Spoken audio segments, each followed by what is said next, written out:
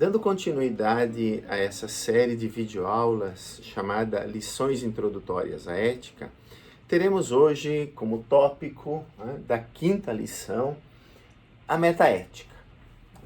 Nós vimos nas duas videoaulas anteriores que a ética, se for definida como filosofia da moral, e sendo então distinta tanto de investigações empíricas sobre a moralidade, quanto de justificações religiosas ou teológicas, do agir moral, ela tem seus próprios padrões metodológicos de investigação, tem as suas próprias maneiras de justificar princípios morais e assim por diante.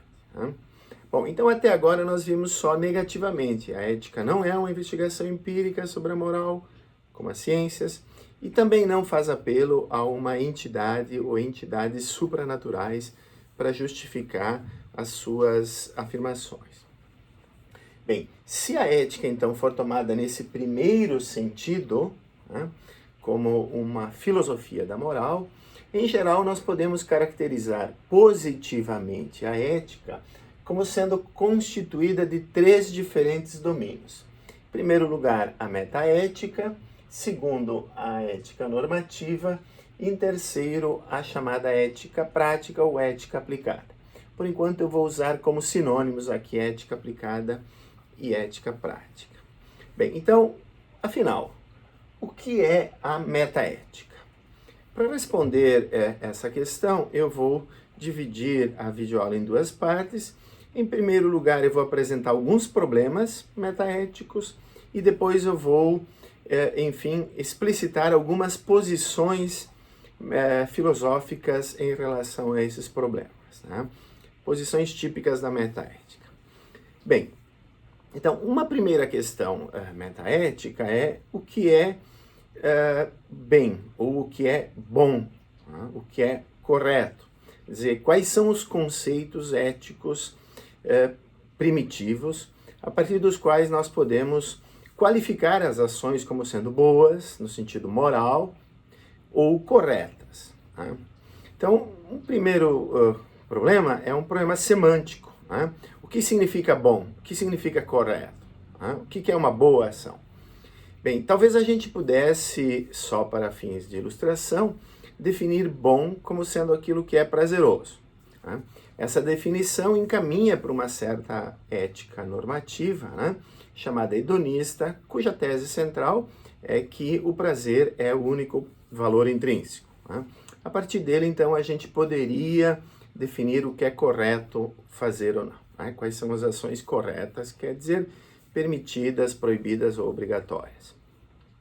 Bem, isso então mostra já um certo vínculo entre questões metaéticas e questões normativas. Um outro conjunto de questões morais é qual desses conceitos é o primitivo. Bom e correto é definido então em função daquilo que é considerado bem, o bem supremo, ou vice-versa. Se nós pensarmos que há um padrão, um modo de estabelecer o que é justo, independentemente de apelar para o que é bom, nós então teremos um outro tipo de ética normativa, deontológica. Bom, nós temos também questões que dizem respeito agora, uma vez definido aquilo que é bom, o correto, sobre a existência ou não de propriedades morais, de fatos morais, e se eventualmente eles existirem, então os nossos juízos morais poderiam ter algum valor cognitivo. Isso significa, poderiam ser verdadeiros ou falsos, verdadeiros caso eles representassem adequadamente as propriedades e fatos morais. Bem, essas questões, então, elas são questões de epistemologia moral, questões relacionadas à existência ou não de conhecimento moral. Há também, enfim, questões de ontologia, quer dizer, que tipo de entidades existem no mundo. Bom, para esclarecer melhor, então, esse conjunto de questões metaéticas, eu gostaria de apresentar brevemente um quadro onde nós podemos observar diferentes respostas a essas questões e assim compreendermos melhor uma certa terminologia filosófica que é utilizada quando nós discutimos as chamadas questões metaéticas.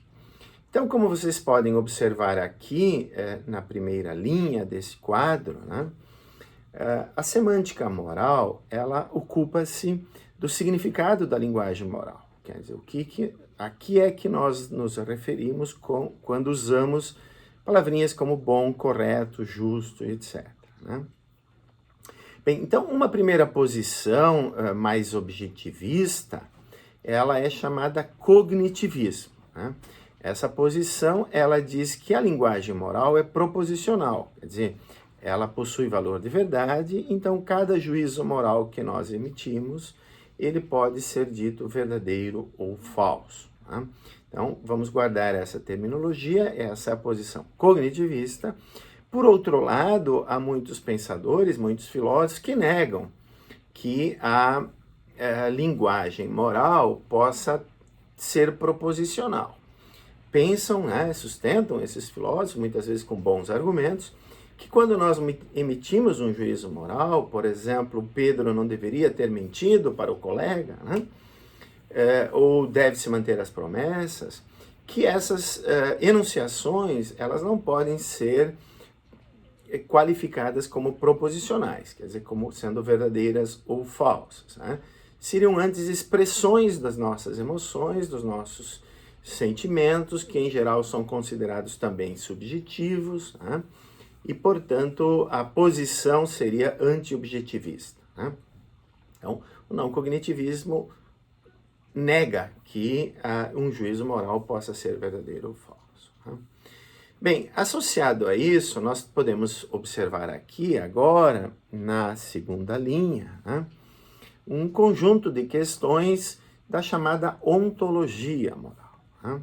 A ontologia moral preocupa-se em estabelecer se há fatos morais. Né? Uma resposta positiva a essa questão, em geral, né, é qualificada como realismo. Quer dizer, sim, há fatos morais e esses fatos morais são independentes das crenças morais particulares que temos. Né? Aqui, como nós veremos ao longo dessas lições, né, tem subtipos de realismo que, por enquanto, não vem ao caso aqui. É um realismo tipo platônico, há outros realismos mais naturalistas, mas a ideia central é que sim, existe algo no mundo como uma propriedade moral, um fato moral. Né?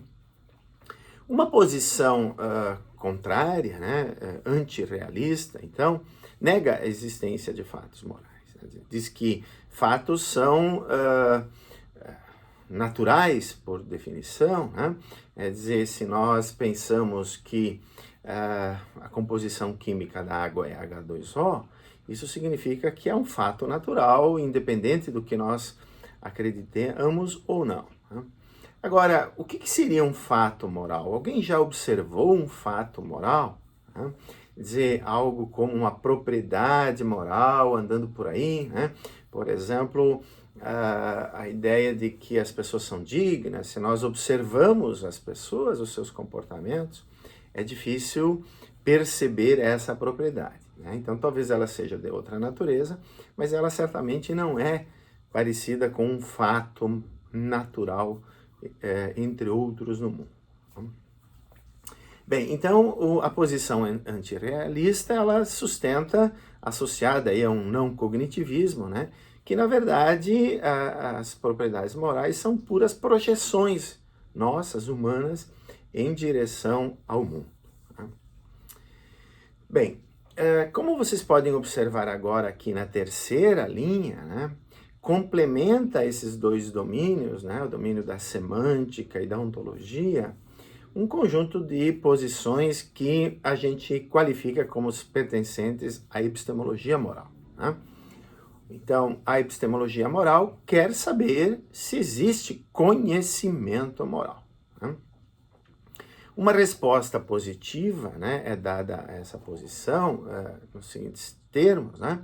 O conhecimento moral é possível, sim, não ceticismo, E, eventualmente, muitos sustentam, né, principalmente os que são realistas do ponto de vista da ontologia moral, que esse conhecimento é do tipo proposicional. Quer dizer, são crenças que nós temos em proposições morais verdadeiras e de forma justificada.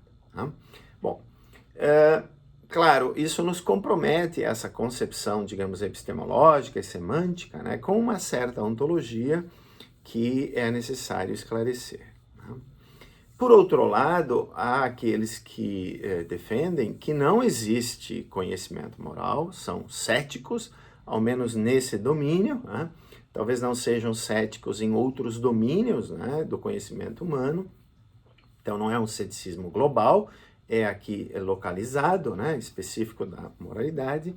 Os céticos morais negam que exista conhecimento, portanto também negam que existam propriedades e fatos morais, principalmente porque não se pode mostrar que a linguagem moral é proposicional. Tá?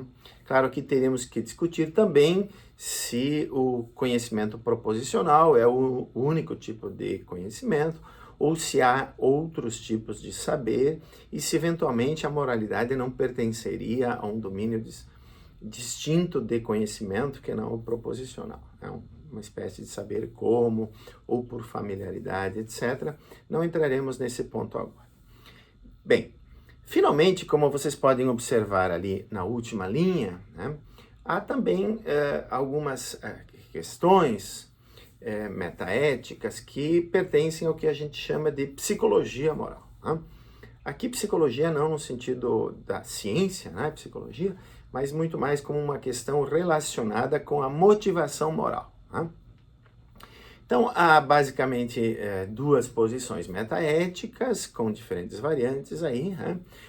Uma primeira, chamada externalismo, diz que a moralidade não é intrinsecamente motivante. Né? Não é porque alguém nos diz que devemos fazer X ou Y que nós automaticamente nos motivamos. Né? Então, os externalistas sustentam que a gente precisa associar a uma norma moral algum tipo de punição, né, que coaja o agente a cumprir aqueles requisitos do juízo moral. Né? Enquanto que outros pensam que há algo errado nessa forma de pensar e defendem uma posição chamada internalista, quer dizer, que a moral é sim intrinsecamente motivante. Né? Bem, esse quadro, então, né, ele nos apresenta algumas posições filosóficas, né, então guardem bem aí uma certa terminologia, que qualificam esse primeiro domínio de questões da ética enquanto reflexão filosófica sobre a moral, que nós chamamos, em geral, metaética. Então, se fôssemos hoje, então, concluir com uma lição, né, nós diríamos que a metaética é uma reflexão epistemológica, ontológica, né, semântica ou lógica sobre a natureza da própria ética. Por exemplo, essa que diz que a ética não é uma ciência empírica, não depende de entidades supranaturais e que ela é uma reflexão autônoma sobre a moralidade humana.